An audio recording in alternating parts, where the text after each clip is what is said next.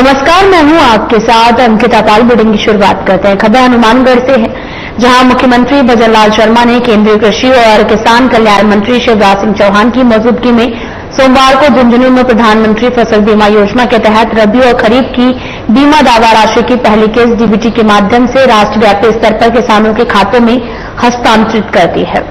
और इसका सीधा लाइव प्रसारण जिला मुख्यालय स्थित कलेक्ट्रेट सभागार में आयोजित जिला स्तरीय कार्यक्रम में किया गया। जिले के लाखों किसानों के खातों में भी डीबीटी के माध्यम से प्रधानमंत्री फसल बीमा योजना की पहली किस्त के रूप में 229.10 करोड़ रुपए की राशि का हस्तांतरण किया गया। जिला स्तरीय कार्यक्रम में जिला कलेक्टर, पूर्व विधायक सहित अधिकारी और जनप्रतिनिधि और लाभान्वित कृषक जुड़े हैं।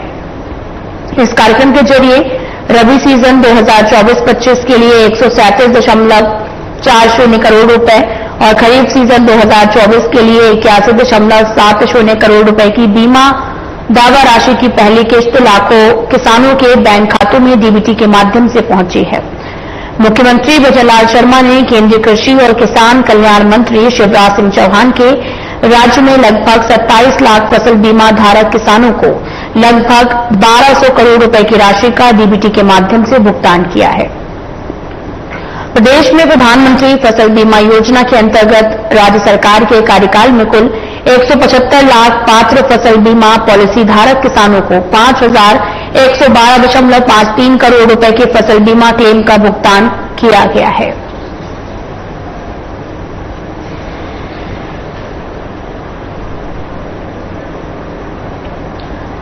खबर हनुमानगढ़ से थी, जहां पर आपको बताते चलें कि मुख्यमंत्री भजनलाल शर्मा ने केंद्रीय कृषि और किसान कल्याण मंत्री शिवराज सिंह चौहान की मौजूदगी में सोमवार को झुंझुनू में प्रधानमंत्री फसल बीमा योजना के तहत रबी और खरीफ की बीमा दावा राशि की पहली किस्त डीबीटी के माध्यम से राष्ट्रव्यापी स्तर पर किसानों के खातों में भेज दी गई है।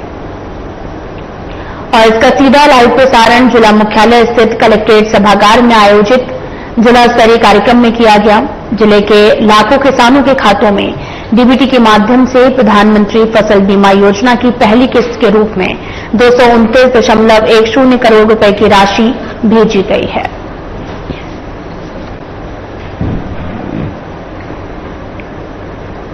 मुख्यमंत्री भजनलाल शर्मा के 14 अगस्त को प्रस्तावित बीकानेर दौरे को लेकर गोद विधायक गोवर्धन वर्मा ने बीजेपी संभाग कार्यालय में प्रेस कॉन्फ्रेंस का आयोजन किया है।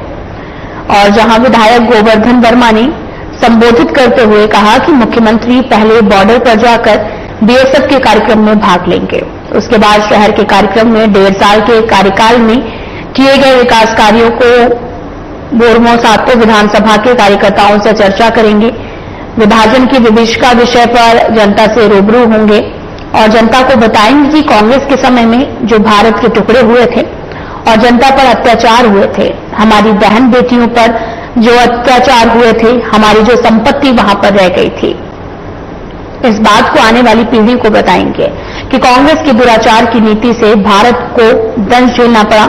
इस दौरान किसान आयोग अध्यक्ष सीआर चौधरी, रतनगढ़ पूर्व विधायक अभिनव महर्षि सहित बीजेपी कार्यकर्ता मौजूद रहे।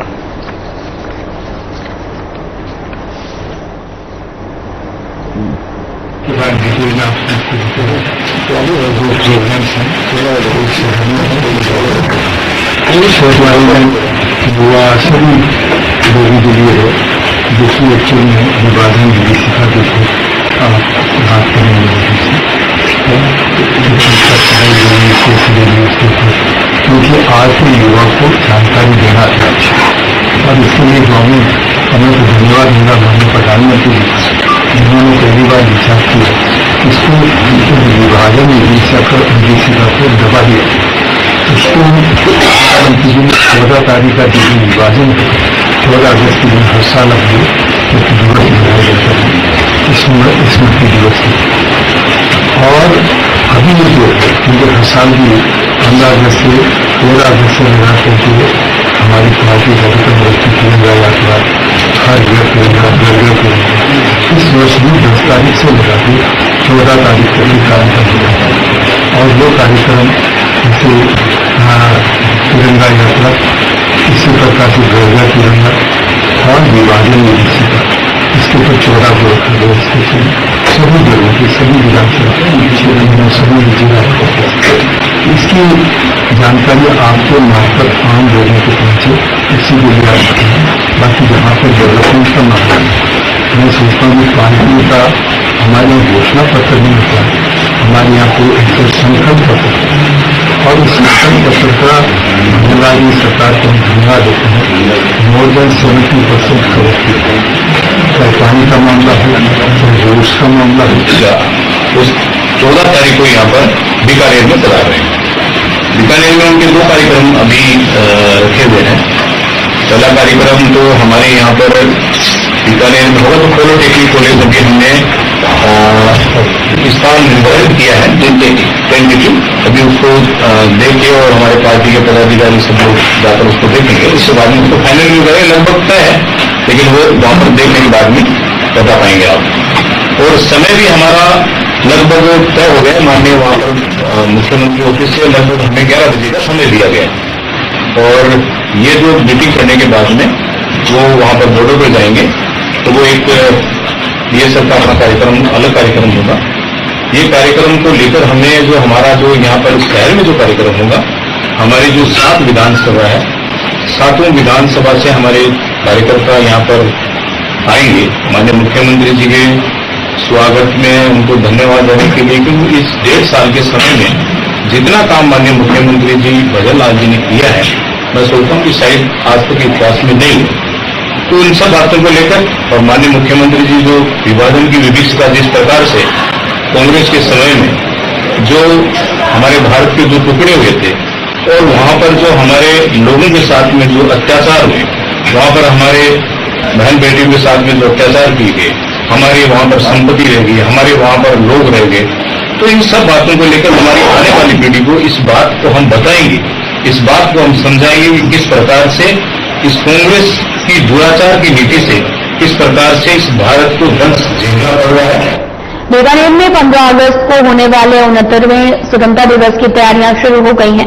डॉक्टर करनी सिंह स्टेडियम में स्वतंत्रता दिवस कार्यक्रम का आयोजन होगा और जिला स्तरीय समारोह में कैबिनेट मंत्री सुमित गोदारा ध्वजारोहण करेंगे।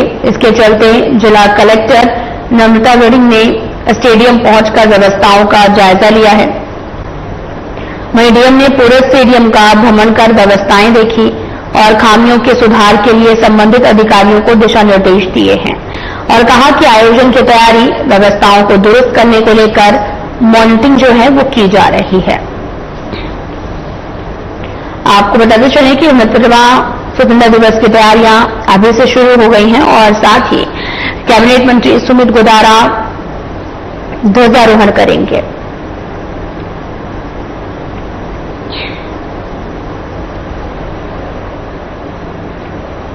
जोधपुर में इस बार राज्य स्तरीय 15 अगस्त का मुख्य समारोह भव्य रूप से आयोजित होने जा रहा।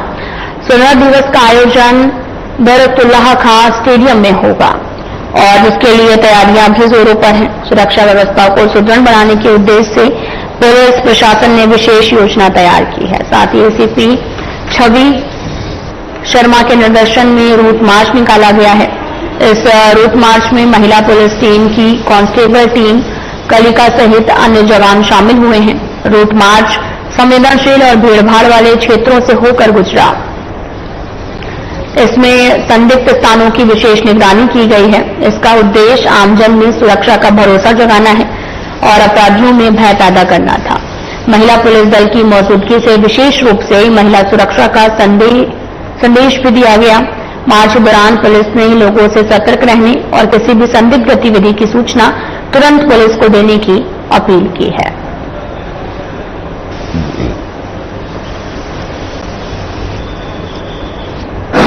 ये 15 अगस्त का जिस तरह से आपको पता है कि स्टेट लेवल का प्रोग्राम जो है वो हमारे यहाँ पे ऑर्गेनाइज हो रहा है जोधपुर में, उसको मद्देनजर रखते हुए जैसा आप जानते हैं कि कालिका जो है वो फ्रंट लाइन में पिछले काफी समय से कार्य कर रही है। कालिका अदरवाइज भी इंश्योर करिए कि हर सिटीजन जो है वो सेफ रहे, इसी को ध्यान में रखते हुए, क्योंकि काफी तादाद में प्रैक्टिस के लिए यहाँ पर बच्चे भी आ रहे हैं और भी दूसरे पार्टिसिपेंट्स आ रहे हैं, उनको ध्यान में रखते हुए कालिका ने आज रूट मार्च निकाला है, जिसके अंदर संयुक्त कालिका की टीम वेस्ट, ईस्ट और इसके साथ साथ शास्त्री नगर थाने का जाप्ता, हम सब ने आज रूट मार्च निकाला।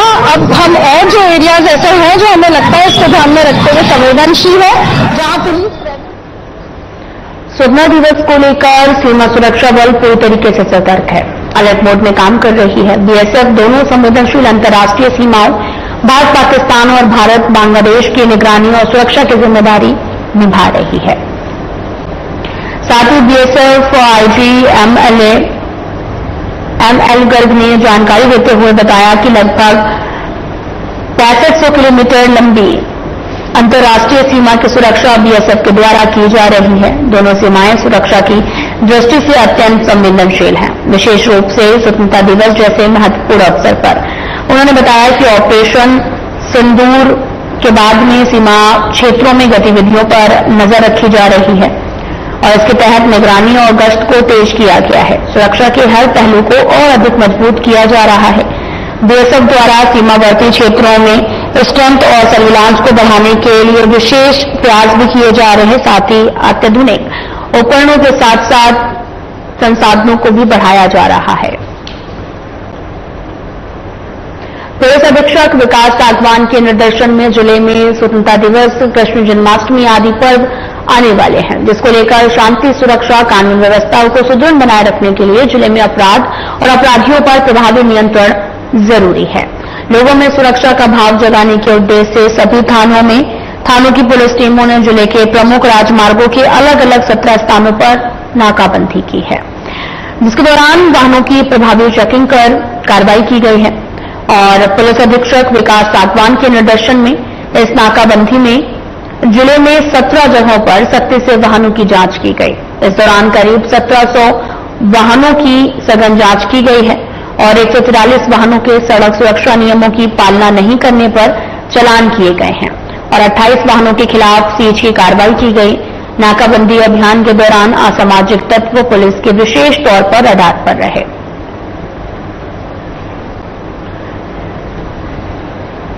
एसपी देवेंद्र बिश्नोई ने सोमवार को बानसूर क्षेत्र का दौरा करते हुए हरसौरा थाना और बानसूर थाना का निरीक्षण किया है। साथ ही बानसूर थाने पहुंचने पर थाना प्रभारी सुरेंद्र मलिक ने उन्हें गुलदस्ता भेंट कर उनका स्वागत किया। ये पिछले 10 दिनों में उनका दूसरा बानसूर दौरा है।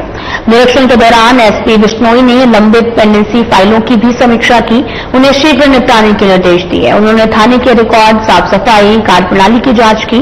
इस दौरान पुलिसकर्मियों को कानून व्यवस्था बनाए रखने, जन शिकायतों का समय पर समाधान करने के निर्देश दिए हैं। एसपी बिश्नोई ने कहा कि थानों में लंबित मामलों के त्वरित निस्तारण और जनता से बेहतर तालमेल के लिए पुलिस को सतर्क और सक्रिय रहना होगा। उनके दौरे के दौरान थाना स्टाफ, स्थानीय पुलिस अधिकारी मौजूद रहे।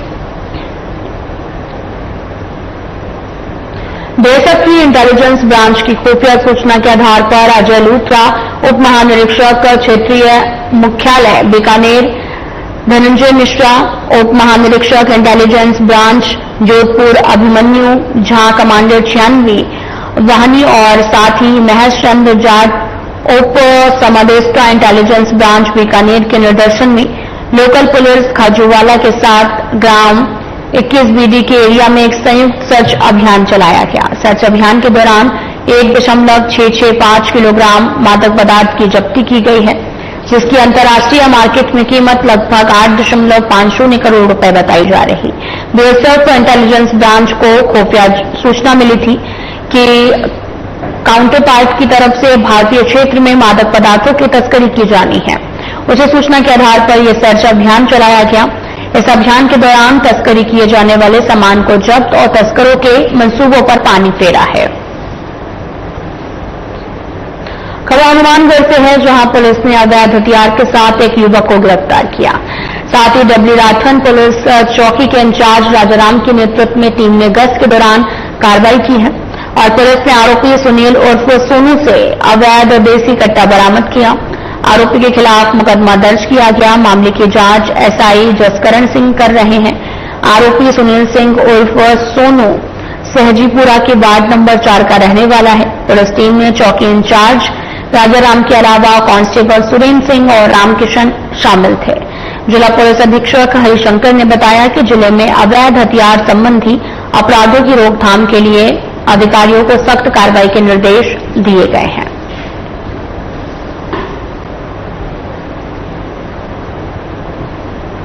दिल्ली मुंबई एक्सप्रेसवे पर चैनल नंबर 120 और 500 के पास भयानक हादसा हुआ है।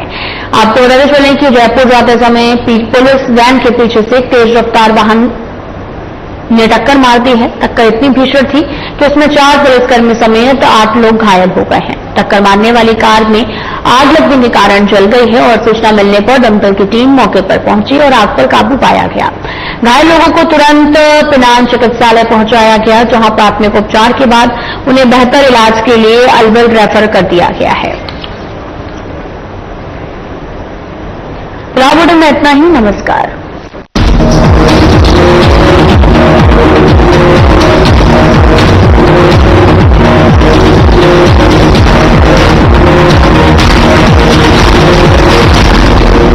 चुलबुलापन जिसकी हर बात में